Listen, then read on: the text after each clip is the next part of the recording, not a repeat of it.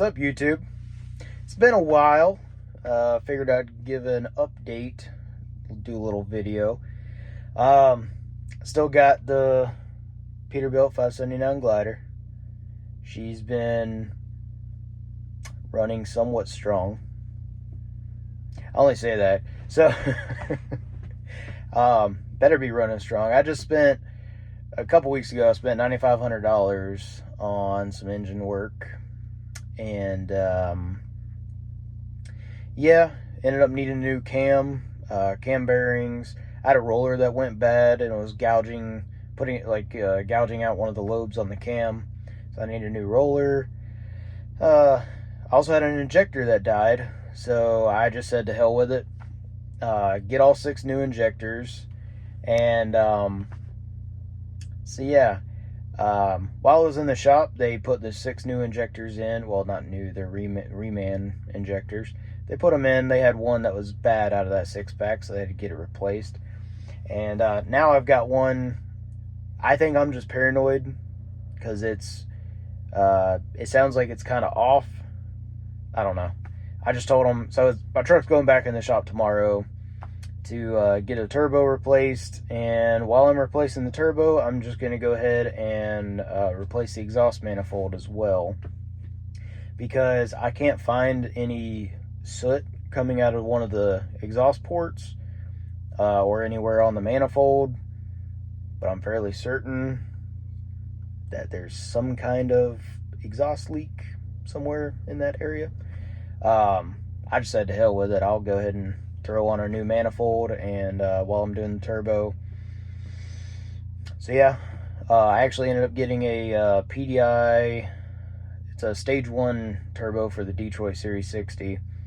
Normally it's $1,800 or $1,700, something like that, and they had it on sale for $13. So I said, well, shit, may as well. It's only a couple hundred extra dollars versus a just a standard Borg Warner turbo to replace. I think I have a Garrett that came on this engine. So yeah, new turbo, new manifold is going on tomorrow. Yeah, I was kind of reflecting on 2024 the other day. I say the other day, this was about a week ago.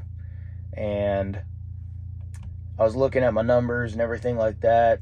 So with all the maintenance that I spent on this truck last year, its maintenance and repairs combined was $46,000. So that was a big chunk of my revenue, and that hurt. That the big things was my clutch had gone out. It ended up costing me 10 grand, and you may be thinking $10,000 for a clutch, like, what, it's too much or something, but it was the clutch plus a bunch of other stuff that happened. I took the truck to, at first, the tire shop I park at. I had them look at it, and because the clutch wasn't releasing from the flywheel or the pressure plate, and they ended up saying, hey, we think it's the slave cylinder, so they put a new slave cylinder in it. That did not fix the issue. I called another shop that could get me in right away. They tell me it's the master cylinder, because these newer Peterbilts and stuff and Kenworths and stuff like that have a hydraulic assisted clutch. They told me it was that. So I said, okay, go ahead and replace the master cylinder. That did not fix the issue. It put a band-aid on it because the clutch was working. It was releasing from the flywheel and everything. But it did not fix the issue. End up long-term fixing the issue. You could hear grinding when I pushed the clutch all the way in. I said, yeah, this ain't right. So the shop that I normally do all my work, I trust them to do major shit.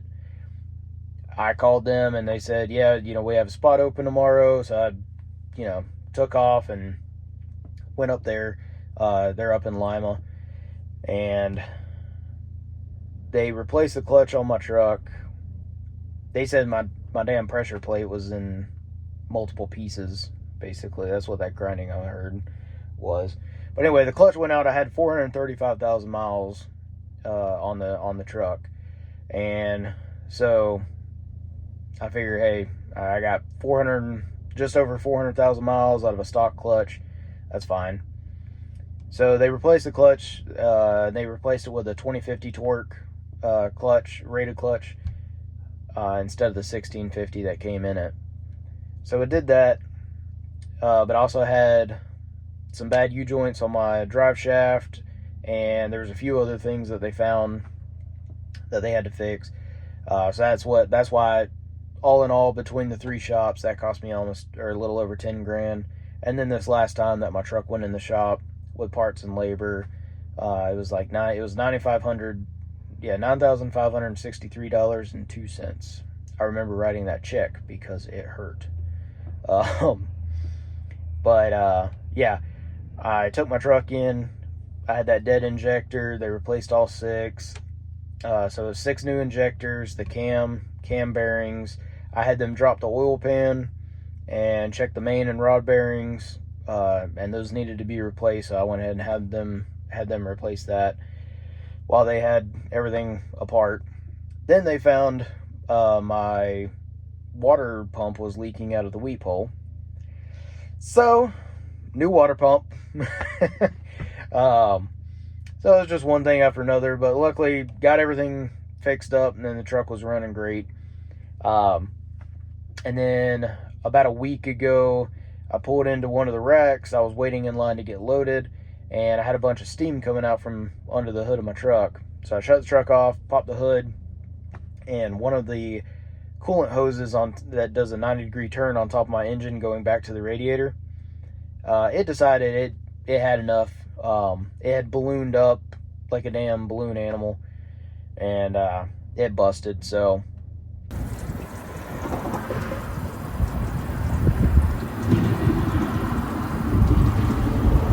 well, that's not good. That $23 hose cost me $500 in a roadside repair. So that was great. But anyway, I've recovered. Still saving up money and everything like that. I just crossed under 20 grand mark, so I owe 19,000 and some change on my truck now. It's set to be paid off in May. However, I'm thinking about just paying it off early. Go ahead and pay it off, get it in my name, all that. That's pretty much, for the most part, the updates that I have. I love this truck, but it's cost me a lot of money this past year, and the way I look at it is these major things, if I replace them, then okay, I might not have to replace them for another 4 or 5 years. I've gotten almost 5 years out of the clutch, so hopefully another 5 years I'll be good. The shop that I use, they do specialize in Series 60 Detroits, and after he did all the work on it, he pretty much told me I shouldn't have any issues past 1 million miles, or at least until I'm around 1 million miles, and I'm at 480,000 now. So hopefully I don't have any more issues for quite a while. And because when they did the clutch, I went ahead and had them change out the rear main seal. Since they had everything apart, may as well do that. But yeah, I also, I'm almost to 500,000 miles, so I'll be changing the oil in the transmission soon, and just trying to stay on top of everything that I can as far as basic maintenance, fix anything that breaks, and hopefully it keeps running strong after I fix everything. So that's pretty much it. And yeah, I'll kind of show. I plan to do a video once I get the new turbo and manifold and all that on. Do a video, just kind of show it and see if I notice any big differences in acceleration or power or anything like that. So it's pretty much just the turbo. It's their stage 1 turbo is just to be swapped out with the stock one. I know it's supposed to flow a little bit better and spool up faster, so, you know, because my truck is very sluggish with the fixed vane turbo. It's very sluggish up until you're around 1300 RPM. Once you go past 1300, it really opens up, so, which, I mean, to me, that's to be expected with a stock tune and a fixed vane turbo, so. Anyway, sitting here rambling on a bunch, but that's pretty much it for me, with me for the most part. So hope you guys are doing good if you're watching this, and I'll try to have some more videos out for 2025.